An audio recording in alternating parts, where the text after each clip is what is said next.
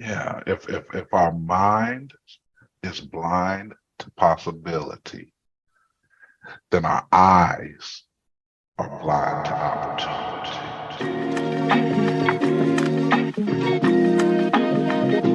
Let's go. Welcome to the Unstuck Yourself with Crystal Simmons podcast. Here, you will raise your awareness to what is, and most importantly, what isn't working for you in all areas of your life, to identify your unique abilities and superpowers, to take purposeful action. We all get stuck, and now you can unstuck yourself with me every week. Now let's get unstuck, peeps. Let's go.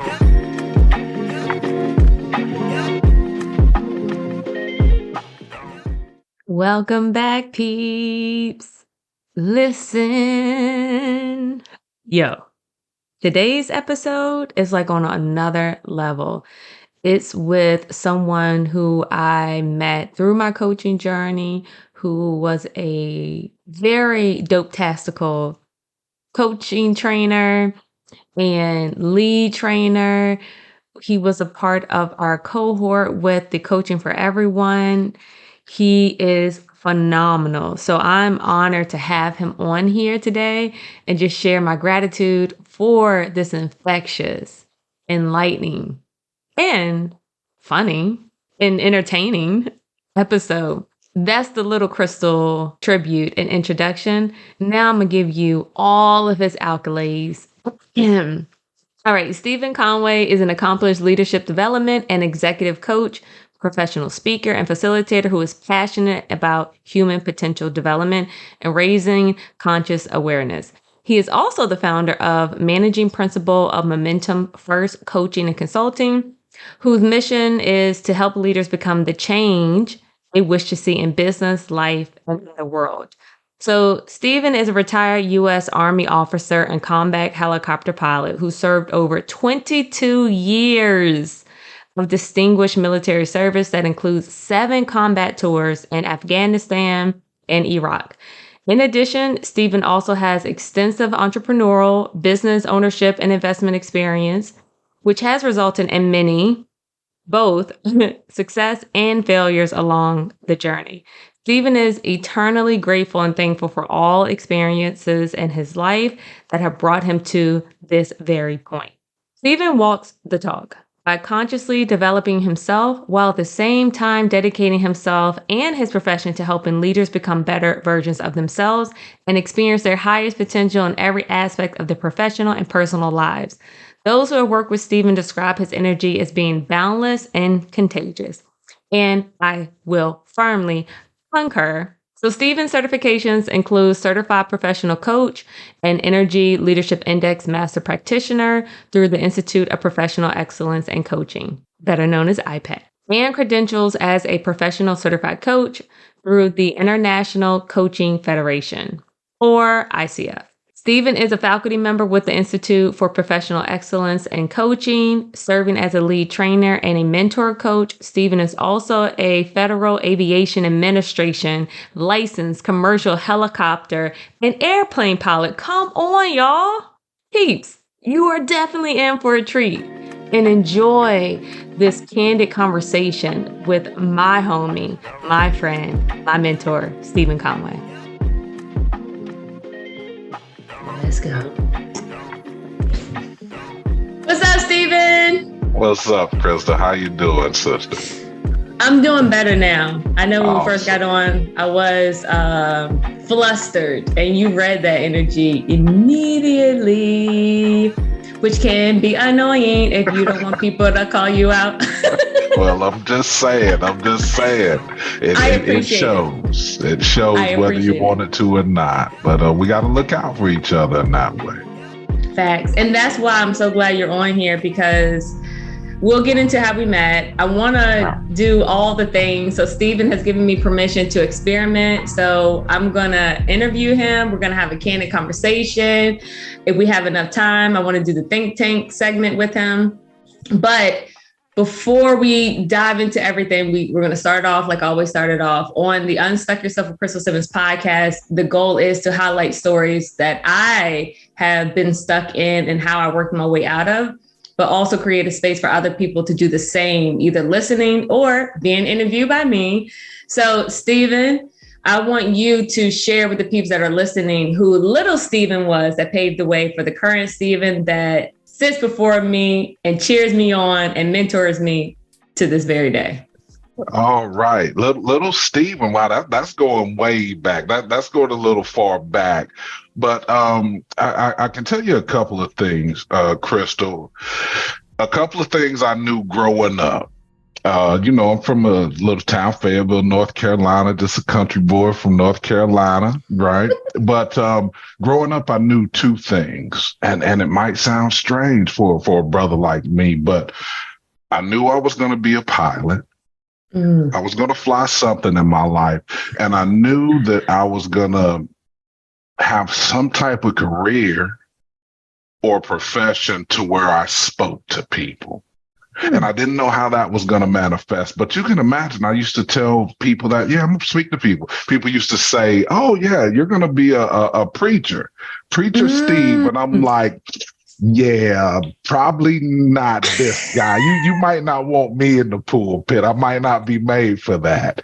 I might come to that church, though. I don't know. I might come to it. we can do the thing because we get real in that church. We'll get real in that church. But really, most of my adult life, joined the Army at 19.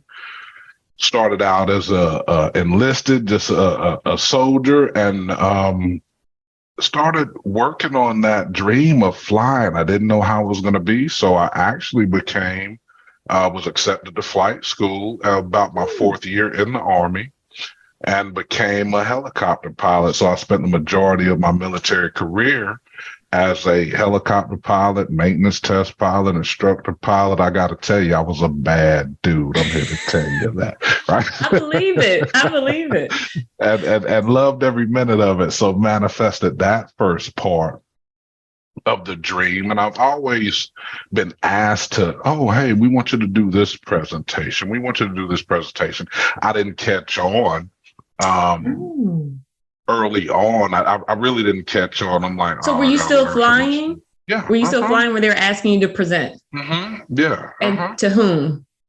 Present to different soldiers, present to community events, to represent the Army in different events around, whether it's with community events, whether it was internal. And, I didn't think of it. I'm like, oh, okay, I'm good. I guess people will listen to me, so I'll do the thing, right? But one of the biggest turning points, and we'll get real with it, is I did 7 deployments, real combat deployments between Afghanistan and Iraq. So I spent a lot of time in the desert, and what that resulted in is when I came back home later in my career, it was probably about the 20-year mark, I was really experiencing a lot of post-traumatic stress. I didn't know what it was at the time. I didn't feel comfortable here at home. So it really came to the point to where I'm putting on my mask, pretending everything is okay. And at night, when the kids went to bed, I got 2 awesome young men. I got a wonderful wife that I've known forever and a day. Yes. And I'd pretty much drink a fifth of alcohol, a big bottle of alcohol, so I didn't have to dream at night. And I really didn't know what that was about. And that was a huge transition point, because I had a choice to make. Do I want to continue this way, continue to hide, continue not living the best me that I knew I could be? Yeah. Or do something about it? Which really amounted to probably one of the toughest, not one of the toughest decision that I've probably ever had to make in my life. I can tell you I'd rather get shot at in the desert than to have made this decision, but it's the best decision and the greatest turning point in my life, which was to go see somebody about all the drinking, right? I told my wife, I think I'm an alcoholic. She said, no, you just drink a whole lot, and you probably need to do something about that. But it was self-medicating, so I went to see a doctor about it, the flight doc. I said, "Hey, doc, I need to, I need help with stopping drinking. I think I'm addicted to alcohol." And we talked a little bit, talked the circumstances around it, and a lot came out of there. Yeah. So with that, I chuckle about it now, but he said, Chief, I was a Chief Warrant Officer 4. He said, Chief, you don't need to stop drinking. And I'm thinking, what? I'm coming to you for help, and you told me I don't. But what he ended up saying, he said, is the volume and the way I've been drinking alcohol over time. And I only drank when I was back home. When I was in the desert, it was fight time, go time. But at home, I would drink at night every night, so I didn't have to drink. But he said the volume of alcohol over time that you've drank, that if you stop drinking right now, your body would probably go into shock and you would die. I forgot the medical term for it, but I'll look that back up. But there's a medical term for it. And he pulled this pamphlet out of his desk, and he said, what you need to do is you need to go here. And I looked at this pamphlet. This pamphlet said, Emerald Coast Behavioral Health Hospital. He said, Chief, a couple of things are going on. He said, one, you've been in 2 helicopter crashes. You survived 2 helicopter crashes. You've been deployed, so you do have a traumatic brain injury that nobody ever probably told you about. He said, 2, you got severe PTSD. What is this? TBI, PTSD? What is this? Sesame Street? You give me all these letters, right? tell me what's going on, Doc. And that was a true turning point. So what do I do? What do I sacrifice this respect and that I've built over time? I'm a soldier, so I'm still in uniform. I hadn't retired yet. I got to go tell my command and all those people that's depending on me to be chief, to be running things and making stuff happen. Potentially sacrifice my flying career and maybe never fly again. So all these things, all these doubts, right? All these stories I'm creating in my head. And then I looked at my family, my wife, who's been there, who I've known since, oh my goodness, we met when she was 12 and I was turning 13. So we grew up together. I looked at my 2 young boys, said, as tough as it may be, I can suck up my pride. And I can set my ego aside to go do something worthwhile. So I drove myself down. I was stationed in Fort Ruckers, Lower Alabama. The place was in Florida. So I drove myself 6 hours in my own vehicle.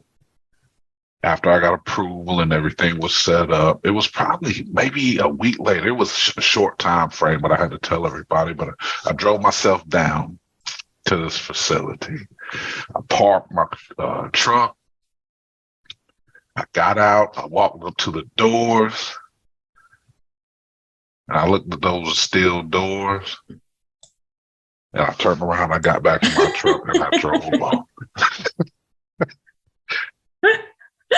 And just think about how we can go back and forth about a decision that we know is the best decision for us to really make a change, but we run away from it. So I turned around and I drove back, parked my truck, shut it off, got out, walked to the door, turned around, got back in my truck and drove away again.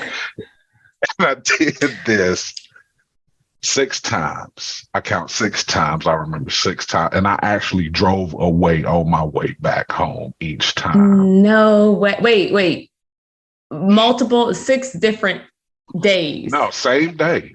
What? This is one day where I'm 6 hours? struggling. 6 hours. Yeah, no. I didn't drive back home. So I drove down there 6 hours, got in the parking lot. And when I got out with the intent of going in, I drove off. And then I turned around and came back, drove off and turned around and came back. Okay. Just struggling back and forth with the decisions. Just like most decisions in our lives. This is why, Stephen, I wanted to talk to you, because I'll get back to how we met, but you've always been open. So what was going through your head when you had walked out? Do you remember the thoughts?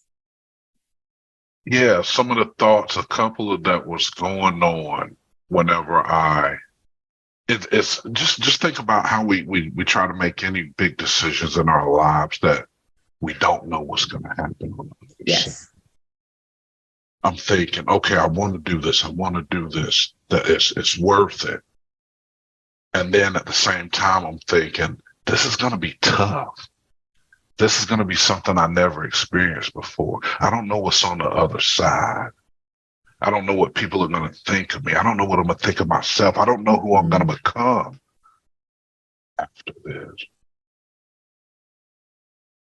And all these different thoughts going through our head, just like any big life-changing decision. This was my life. If I didn't make the decision, I probably would have drank myself to death.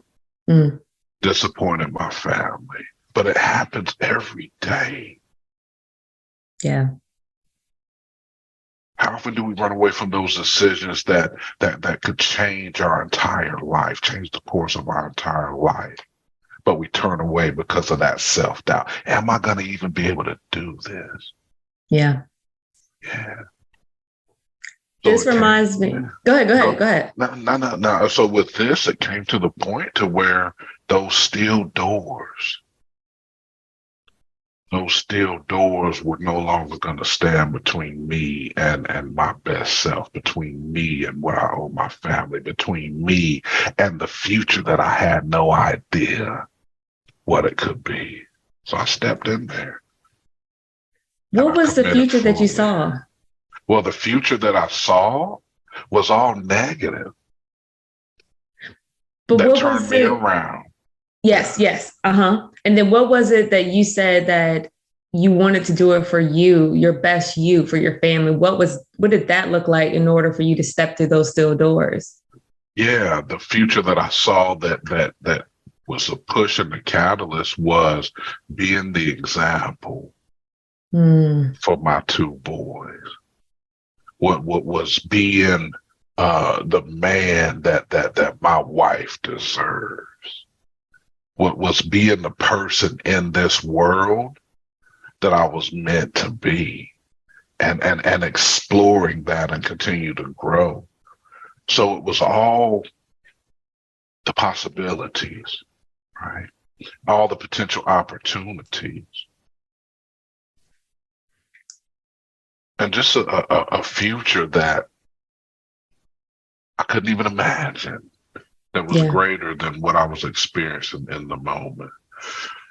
The difference between just getting by and actually living a life worth living. Yeah. And I'm going to jump in because, one, I know you are the protector, the provider. That's your role in your family. Just like you were saying, you were the example, and being that partner, that support system for your wife that she deserved. What did Stephen deserve in order to walk through those steel doors? To actually become that version of myself that I hadn't seen before. So you are aware you was not the person that you could be, that you were created to be, and that you wanted to be, it sounds like. Yeah, at that point, I had a great career. I was the man doing the thing, but there's always something more inside of us. Yes. That there's always that untapped potential. We have no idea what is inside of us, the greatness, the capacity that is in us. A lot of times we just scrape the surface. Even if we're doing awesome stuff, we're still just scraping the surface. I'm laughing because, all right, let's do it. All right. I was with my first ever business coach, and she told me about Coaching for Everyone, which is a nonprofit organization geared towards certifying people of color, indigenous people to become certified coaches. And she said, hey, they're having this cohort, apply for it. I don't know when it's going to post. So I checked it every single day for about a month and a half. Finally, it was there. And literally, y'all, I completed the application on my phone because I was so excited, because that's when I would check on my phone multiple times a day. I got accepted to go to IPEC's Coaching Institute. And keep in mind, this is for a cohort of individuals who are of color to receive certified coaching through a, what do they call it? It's not a sponsorship. Maybe it is a sponsorship. I don't know the correct term. We paid a certain amount to become a part of this program, which is highly reputable and sought after and highly valued. So their main focus is core energy, coaching the person that you're speaking with individually or group, tapping into their energy of what Stephen was just talking about. How do they perceive the world? How do they see themselves? Do they have these limiting beliefs that they're not aware of? And y'all, I don't know anybody's going to be in the class. This is on Zoom. Thank goodness, because we are all over the world. Get on. And the instructors, the trainers, the certified coaches that are pouring into us, one of which is no other than Stephen Conway. His voice, his presence, I was like, oh my goodness. And then Tanya echoed, come on. Like, I was like, yes. Yes. We stayed connected for 9 months, because there's 3 separate modules of training. And in between there's a break of I think 3 months. So after the end of the 3rd module, I go to Stephen on LinkedIn. I go to Tanya on LinkedIn. I'm working at IPEC now. They're trainers at IPEC, obviously. And I just hit them up because I know I still want to stay connected. So me and Stephen have stayed connected. Our most recent Zoom call was probably about a month ago, or 2-3 weeks. I don't know. Time is whatever. And I was like, Stephen, I want to be friends. What is your phone number? And matter of fact, will you come on the podcast? Because we keep having these real, vulnerable, open conversations. And I really want others to understand, this is not just a woman thing. This is a man thing too. And those who are non-binary as well, where we are exploring who we are. And I'm just so happy because Stephen is so open and willing to share. And it's a powerful example. So I thank you for stepping through those steel doors many, many years ago.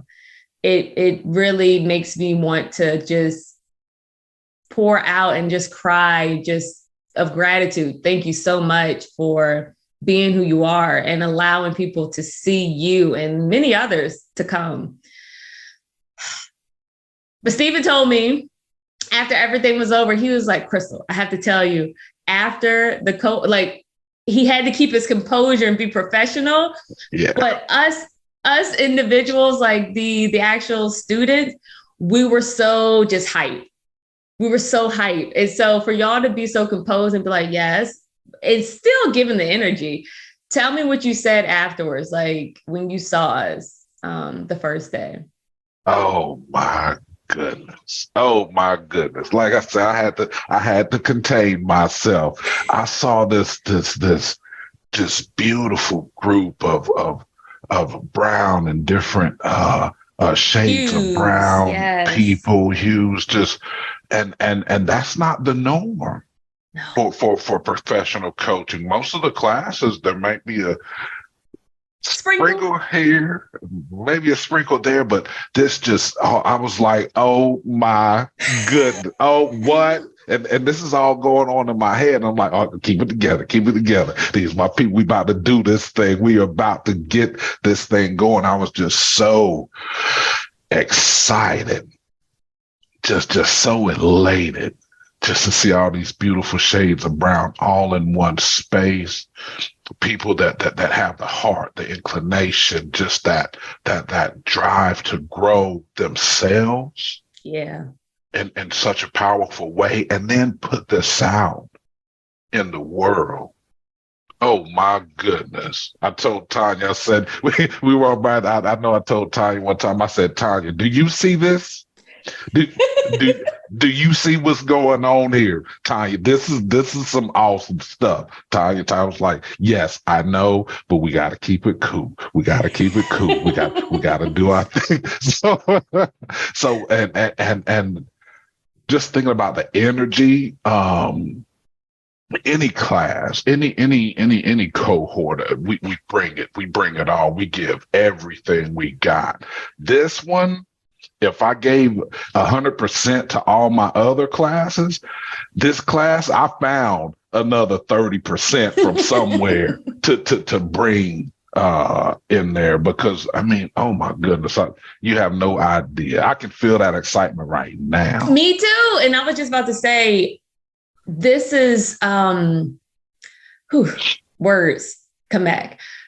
Sometimes there aren't words to describe the feeling. And a lot of people get stuck because they haven't felt a tiny bit of what we're talking about, Stephen. So to walk through those still doors, we're going to use that as the analogy for many people. My still door was, I'm going to school. I'm going to go work at the hospital. I'm going to be an x-ray tech. I achieved that goal quite quickly. And I was like, oh shit, there's no way I could do this for 30 years. Literally told my husband, boyfriend at the time, Devon, I don't think I could do this for 30 years.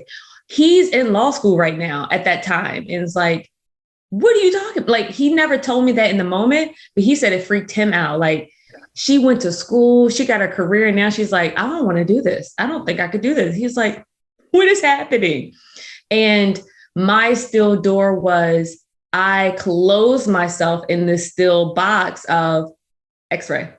And then when I was approached by other schools, like, hey, you ever thought about instructing? And I'm like, no, don't you got to be like a professional for like 20 years to be an instructor? I literally said, I've only been an instructor for like 5 or 6 years. And I was like, yeah, I've only been one for like 2 years. What? You've only been an x-ray tech for 2 years and you're teaching now? Like, in my head, I was like, but I made these rules up in my still box. So once I stepped in, because I knew I didn't want to be an x-ray tech, because I had already outgrew that, I was like, well, I'm just going to try something else. And it's still x-ray, so it's not crazy new. Loved it, Stephen. Yeah. But I still had limits on myself where I don't know how to teach. I'm watching these other instructors teach, and I don't speak like them. I don't think like them. I don't share like them. I'm gonna F this up. This is not right. So thankfully, I do feel like the world and the universe spoke through the student when she said, I love this other instructor, but she's kind of boring. And I was like, I'm not boring. Just don't be boring, Crystal. You're fine. And that's what I did. We did a lot of hands-on stuff. It was so much fun. And to see them get it, like, I don't understand. All right, let's see if we can figure it out. And then they're like, oh, I get it. I'm like, yay! That energy. But if you've never experienced it, it may not seem worth it to quote unquote take the risk. Yeah. So how do you experience those feelings? Well, one of the things, and you talk about those steel doors, there may be physical steel doors in our way, right? But the true steel doors, and it sounds like both in your case, my case, and many of the cases of most people out here in this world, is the steel doors are actually right here. Yes, in our heads. The steel doors are right here. And if we're blind, or if our mind, we'll say if our mind is blind to possibility, then that means our eyes are blind to opportunity. So we cut ourselves off right here. Ooh, say that again. Yeah, if our mind is blind to possibility, then our eyes are blind to opportunity. Oh, I love this. I love this. You know why? When I decided I needed to leave that corporate job in 2019, my mind was blind. I couldn't see the opportunities of what my skills were and how they can transfer outside of X-ray. Like literally, Steve, I'm only looking for X-ray jobs. Yeah. And I had a friend recently tell me, she said she was looking for project management jobs. And then she said that someone told her there's digital project managing too. And she's like, wait, what? We're so limited. This is all I see. This is all I know. So what I'm hearing is giving yourself grace, obviously, but also explore. Go explore, see new things. So literally see new things. Yeah. And then your mind could be like, oh, wait, I actually like that. I think I'm going to do that. Yeah. So you could do it both ways. Oh, that's so dope. I never thought about that. Yeah, absolutely. It works. We shut ourselves off quickly. Yes. And that was one of the things for me at that time. Hey, I'm a soldier, right? I'm an aviator. I'm a this, I'm a that, right? I've achieved my dream, even though it was only one of them. Same. So even though it may look good, hey, I put a ceiling on myself, which is what we do a lot of times, contain, because you know what? It's easier to contain ourselves than it is to expend the energy to explore, to utilize the energy to extend ourselves in different spaces and places. It's easy to stay the same, even if it's uncomfortable, even if it feels like shit. Yep. At least I know my shit. I know how to cover it up. Yeah. I know how to work with this. I know how to clean this shit up, even though it's coming right back. Yep. Yeah.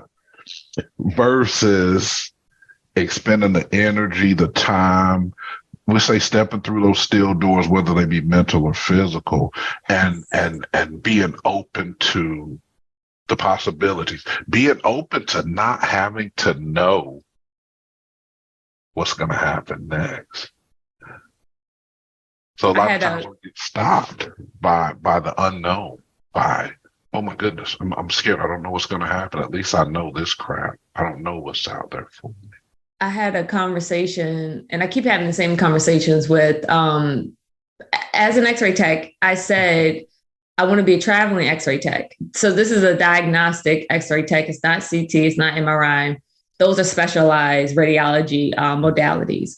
And I was like, I'll travel because I've only lived in Virginia. I could work, get assignments, figure out if I like this place. If I don't, I'm piecing out. I'm not repeating the assignment.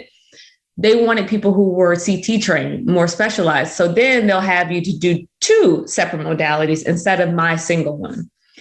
So that dream of mine, default, like I was like, oh, now I can't travel. Because in my mind, I felt if I were to pick up and say, I'm going to try living in this city and I hate it, I just played myself. I made the mistake. And we know, Steve and I know, there are no mistakes. Yeah, you cannot make a mistake. Yeah. You cannot make a mistake. Thank you for correcting me. Because you don't know what you don't know. However, you know what you like. Yeah. So instead of trying to get it right, you're finding, you're discovering, you're exploring what you like. I have moved here, and I talked to someone about that, and they were saying, I always wanted to move, but I don't know where to go. Like, what if I picked the wrong place? What do you mean? Wrong. You can't. No, you literally don't know. Yeah. Me and my husband used to talk about this all the time. I'm big on food. People who listen to the podcast know my stories. I love food. And he was like, Crystal, try something new. No. If I don't like it, I'm hungry. And he was like, fair enough. Then we'll get a backup. And I was like, there we go. There it is. Before I thought something was like off with me. Like I was like, I want to eat what I eat. And I was like, why won't I explore more? And then it was a practical piece. I'm still hungry though. I want to eat. Yeah. So now that I have two options, I could do that all day. There it is. There it is. It doesn't have to be black and white. It doesn't have to be all or none. It could be the sprinkles. Absolutely. And you bring up a wonderful point, just generally how we think. We think of everything as black and white, right or wrong, good or bad. Everything is linear, right? But truly, it's multidimensional, right? There's so many facets. Right. We're not right. We're not wrong. Because guess what? If I call somebody, oh, you're wrong about that, they're going to turn right back around and say, yeah, you're actually wrong. So who's right? Nobody. Everybody's right. Everybody's wrong. Because nobody, baby. That's it. That's it. Bringing back that keep, right? That keeps where I got to bring that up, right? But you don't know about that. Wait, that might have to be offline, I think. Okay.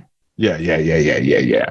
But our vision can be so minute that we cut ourselves off to possibility. So that's one of the things you talk about is you as a professional certified coach, core energy coach at that. You know, I know that because I was there, right? I know you're tight with it. I know you are absolutely awesome with it, right? Is that how do we begin to help people bring these things out of themselves and see the possibility within themselves? Because we're trained in a linear fashion, just like you said, all right, pick a career, go to school, go to work, do this, live this life, and kind of just settle. I want to know, when did you make the transition to become a coach? Well, actually, here's the thing is I was actually certified as a coach while I was still in the Army because we were working these different leadership programs and things like that. Initially, I didn't really use it, but when it really came out is when I committed to. I was in that facility for 3 months. And I can tell you, I was the only one that wasn't brought in there in handcuffs. Most others were brought in there in handcuffs. You're talking about through the steel doors? Through the steel doors, through the facility. Okay. And what happened on the backside of that, there was actually a IPEC certified coach as one of the staff members. So it brought it back. So not only was it psychotherapy, it was actually professional coaching. And that reconnect. So boom, I was committed, psychotherapy, coaching, and all this. And then when I came out, I committed to the point to where, you know what, I want to really continue this. So I went back to IPEC to get certified for my own personal growth and development. Yes. And what I found, go ahead. What were the conversations that you had with this individual, the IPEC coach that was the faculty member or staff member? Yeah, the conversations, in context of me, it was the growth of core energy coaching, defining my path.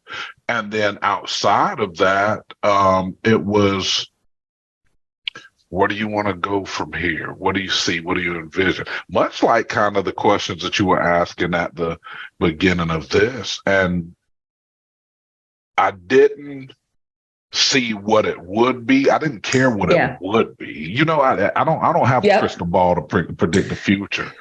Same. But what I do have is open to possibilities, open to growth, open to continued movement. And that piece is what brought that back in to play. I'm so glad you brought that up because so often I thought something was wrong with me because people are like, what do you see? Sometimes I can see certain things, but it's a feeling I get And when you say open opportunities, if I'm trusting myself and what is true for me and what feels good, that's all I'm looking for. So if I feel that, I'm like, oh, I feel so good. Yes, I want more of that. I'm gonna talk to Steven. I'm gonna talk to my cohort. I'm gonna do that. Like, it gives me energy. There's no depleting of my energy. There is just adding to it. We're all like, so I'm so thankful you say, like, I don't have the crystal ball. And I think for a lot of people, they don't see the vision of, I see myself in a plane flying, but they might have a feeling when they're riding their bikes of being free, or, you know what I mean? Like, they know the feeling. And I want people to understand you don't have to see it, but you can still feel it. Yeah. Yeah. And that's so good. Like, that is why I do what I do right now. There's so many opportunities just come left, right. And I'm like, there is no way I could envision this. And had I been trying to muster it up and then it doesn't look like the vision that I mustered up, I'm just going to say no to everything. No.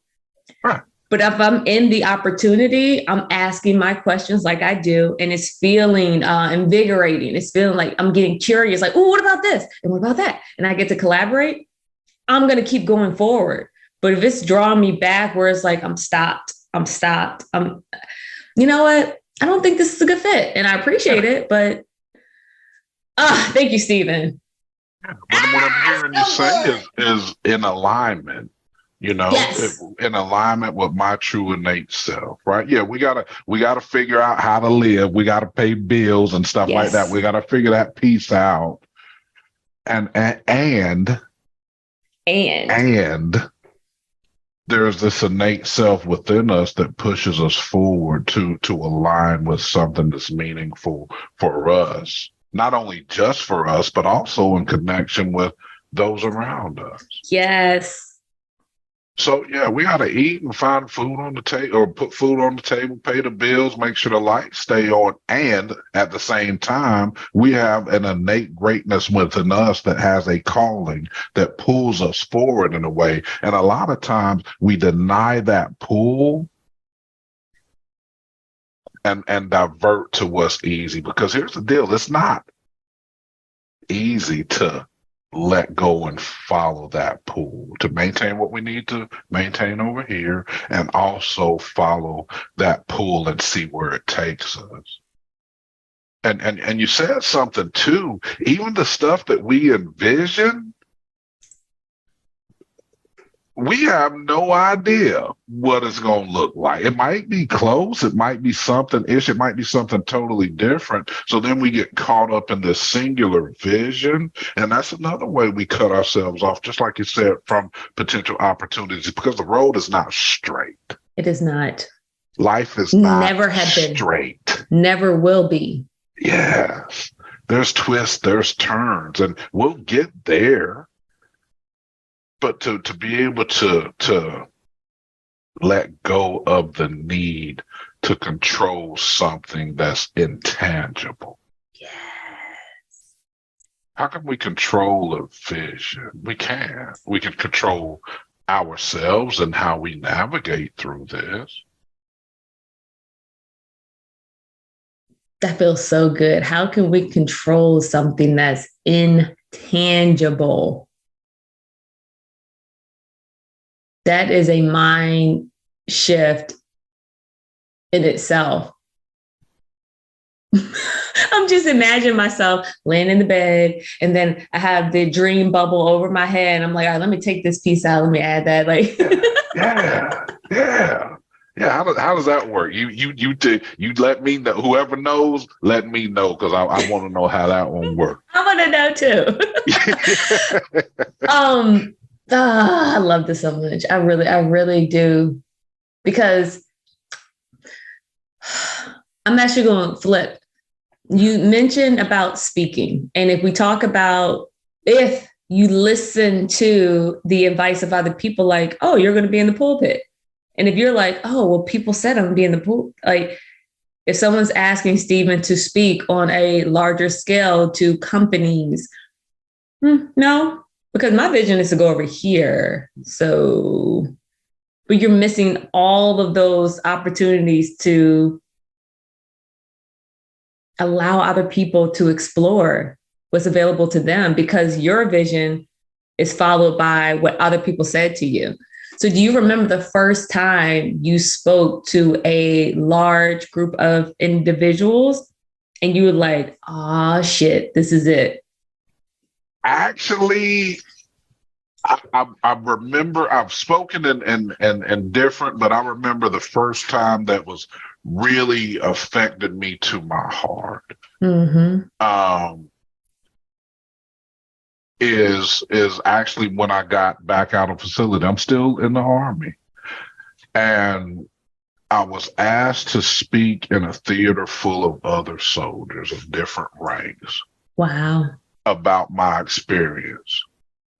And the PTSD and the different things and stuff, because soldiers were killing themselves over that. They weren't seeking help. People don't seek help, right? So, oh my goodness. I know it was over 700 soldiers. Wow. I'm spoken in front of soldiers, but they're sitting in a theater in seats looking at me, and I got to tell all these people my experience and just be real and really help them. So that was the first time where I experienced the speaking was not about me. Yeah. That what I was doing and my place in this is much greater than me. And I prepared some stuff and yeah, I kind of went with it, but then it really came more so from the heart. Of course it was framework or whatever, but it really came from the heart. And that is the moment that I said, you know what, that second dream of speaking, using my voice in some way, this is a piece of that. It might not be the entirety, but it's the piece of that, to come outside of myself and give everything I got, my experience, to those that haven't had the same experience, but can utilize my experience and what I have to offer to benefit themselves. And that to me was the most powerful piece. It wasn't about me. It wasn't about me, but it was coming through me. And that was that piece of the turn. Okay, I got this. Okay, I see now. we're gonna do something with this. We're gonna consider to push this forward, right? Yeah, we're gonna push this forward. And it was a female soldier. Afterwards, she was a lower enlisted, I think maybe E4 rank. She was an enlisted rank. And she said, hey, Chief, and this was after everybody had left. She said, hey, Chief, thank you. You might have saved my life.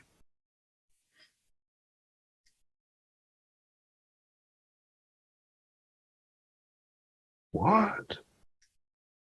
Through my voice, through my experience flowing through me, can have that effect on somebody's life. That's one person.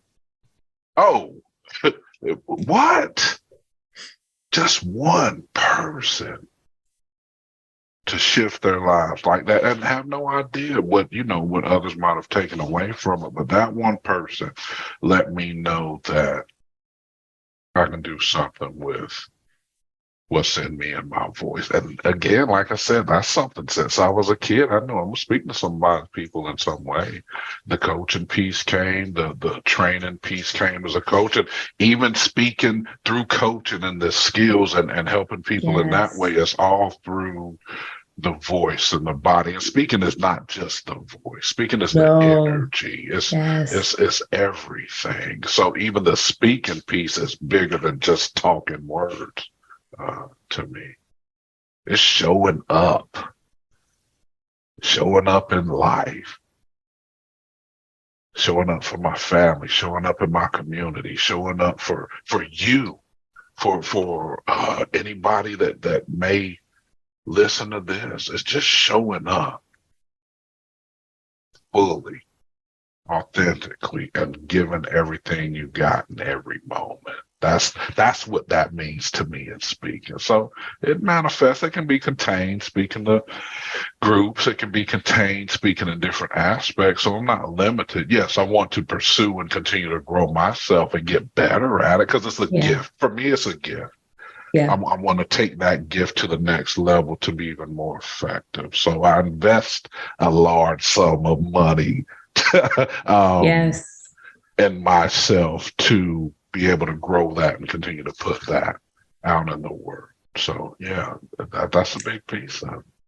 And in you doing it, I thank you, because just like when you were in that theater speaking to 700 soldiers, you provided them the ability to see what is possible through your story, through your energy, through your words.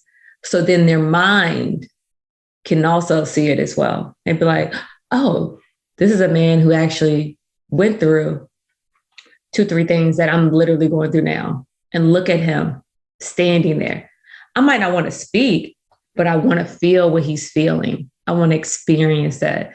And just like you were telling me before we started recording, you invested in your growth to elevate the same skill, this gift that you have.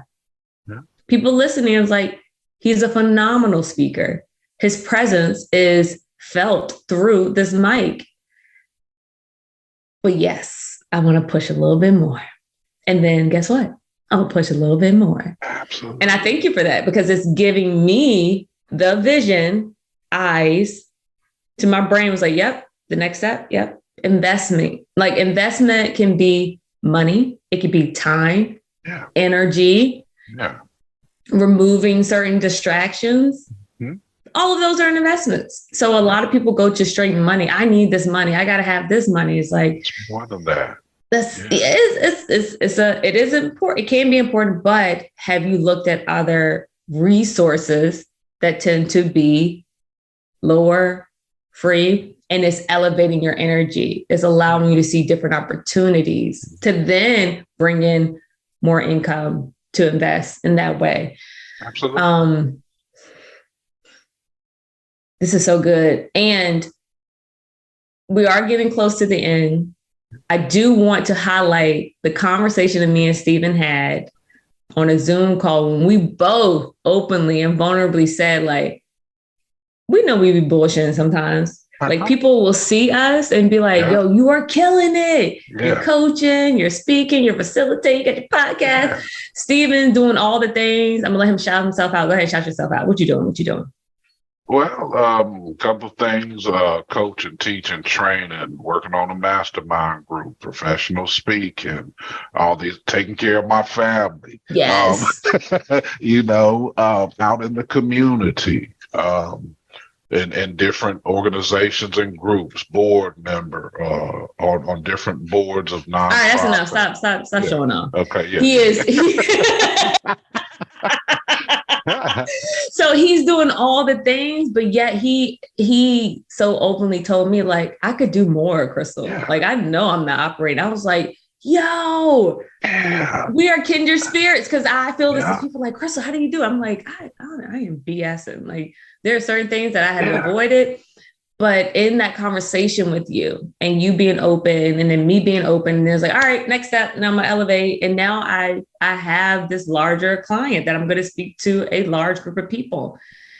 And through your mentorship of you giving advice is allowing me to find my flow, and me being open to ask for feedback and constructive criticism. Shout out to one of our previous clients. When I did the ELI experience with her, she gave it to me, like, make sure you are just you. I know you have notes. I don't know if you need all of those notes. And I was like, I knew that to be true. Yeah. Crystal sometimes needs to be told it straight up. And then I had another ELI experience with a well-known realtor around here. And it was amazing because I released that security blanket of my notes, and I trusted, like, I know what I'm doing and I don't have to say all the words. But like you were saying, Stephen, thank you for this. It's not about the words. It's about the energy. In my head, I was like, I got to get all the words out so then they understand the energy. No, Crystal. No. They'll understand the energy that flows through you. And Yeah. they'll also see when you're holding back. Yes. They'll also see what's going on here. It sounds like you're a little distracted, or like you're not giving it your all, or like you're a little timid about it. Get up in there and do the damn thing. It Show will up be done. fully, and it'll happen. I'm so Period. excited for this convo. Stephen, do you peak and promise to come back soon? Absolutely. Would you want to do this every month? Oh, he put up his pinky, y'all. It's there. It's done. It's a done deal. It's a done deal. Yeah. Absolutely. It'll be my pleasure to just be here in the presence with you, such the energy, because you motivate me. You help drive me and motivate me also. People say iron sharpens iron. I just say good people make more good people, people, right? Yeah. Yes. So you excite me just watching you and seeing you continue to grow, and that's motivating for me. That helps drive me. That's that connectedness. I love it. So before we wrap, what do you want the people, how would you like the people to reach out to you to join the mastermind that's coming up? Do you have dates or information you want to share? I'll give that to you next time. Okay, cool. Yay. I'll give that to you next time. So that is part of the Pinky Promise. You'll have all that information next time. It'll be ready to put out. So other than that, lovely. My privilege and pleasure to be here with you this time. Thank you, Stephen. And I'm looking forward to so many more conversations. And y'all, if y'all have any questions that you want Stephen and I to answer, I am speaking this out into existence that this is a reoccurring thing, monthly, possibly even more. But his presence and his knowledge is super valuable. And I want people to experience that, but also have a chance to then go deeper if they wish with the mastermind, with coaching. You're a phenomenal coach. Hit him up for coaching as well. He booked and busy though. So just know. I'm booked till 2023. I know that's right. Yes. All right. So thank you, Stephen. Thank you. You want to say bye? You're welcome. Such a pleasure. Thank you so much. I truly appreciate you and just the effect that you have on the world. Such a bright, shining light. Keep shining, sister. Keep shining. Thank you. We got to give it up for that conversation. Like Stephen being who he is, sharing what he knows, and just those aha moments after aha moments after aha moments. It's going to continue. Please hit up Stephen, reach out to him, connect with him on LinkedIn. You can find him at the letter L.Stephen, Steven, last name Conway, Conway. And you can also visit his website at lstephenconway.com. Everything will be in this episode's description, so you could just click the link. And let's put those vibes together. Let's be intentional about Stephen and I doing this again and again and again. I have hopes to release this conversation on YouTube because I want people to see us. Two Black individuals who love life, who are understanding more and more about themselves and giving people, whoever you are, the permission to do the same. But seeing it is so much different than just hearing it. So I do anticipate loading this up on YouTube so you can visualize it. And also I'm giving myself grace where it may not be edited. Do it scared, peeps. Do it if you have it in your heart. Stephen, thank you so much. Words, they will never explain how I feel about us being able to have this intentional, increasing growth time together. I don't even know what you want to say. But thank you. And I cannot wait for us to do it again. And peeps, if you're listening to this, we have probably closed the time frame for you to purchase your ticket for the Loving Me Through Friendsgiving brunch. We did it! At the time of me recording this, we almost sold out, and I envision us selling out. Complete transparency, I was nervous. I was scared. I was doubtful. Like, what if no one wants to come? What if no one wants to actually invest and spend that time with us and money? I'm just so thankful for my sisters, Elise and Sierra, who makes up all three of us for the Loving Me Through community. And I'm so thankful for each and every person who considered buying it, and maybe they had other plans. Someone who shared it with other people, just like, hey, what'd you think about this? It's putting that energy out there of I want to, and we want to keep giving it. So thank you. Y'all have no idea. I was so nervous, and that's the power of a community. Me, little Crystal, has a podcast, who's coaching, who's doing corporate facilitation and one-on-one clients, and I was nervous. I am human, and this is something very new. It's like you are having a birthday party for yourself, and you're like, I want to, but what if nobody comes? What if everybody's busy? Oh my God, it's going to be the worst birthday ever. Have a community with you. They will hold you. They will support you. They will guide you, and they will be that that you need. So, peeps, seriously, I'm so thankful for each and every one of you. And I think it's fitting to leave off with this principle that IPAC has instilled in me. We are each a product of our own belief system. Until next time, peeps, stay unstuck, and we'll run it back next week. Foresight Media Production.